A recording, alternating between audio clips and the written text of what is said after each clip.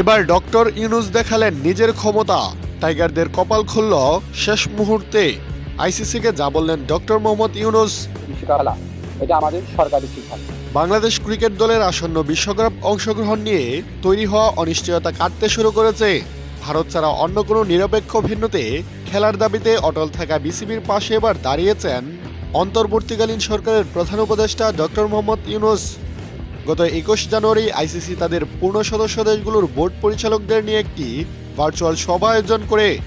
সভার মূল আলোচ্য বিষয় ছিল বাংলাদেশ ভারতের মাটিতে বিশ্বকাপ খেলতে যাবে কিনা।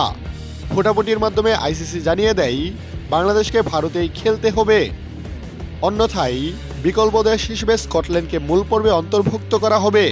সিদ্ধান্ত পুনর্বিবেচনার জন্য বিসিবিকে ২৪ ঘন্টা সময় দেয়া হলেও বাংলাদেশ তাদের অবস্থানে অনড় থাকে। বিসিবি ও আইসিসির মধ্যে যখন এক প্রকার অচলাবস্থা বিরাজ করছিল, ঠিক তখনই দৃশ্যপটে হাজির হন প্রধান উপদেষ্টা ডক্টর মোহাম্মদ ইউনুস।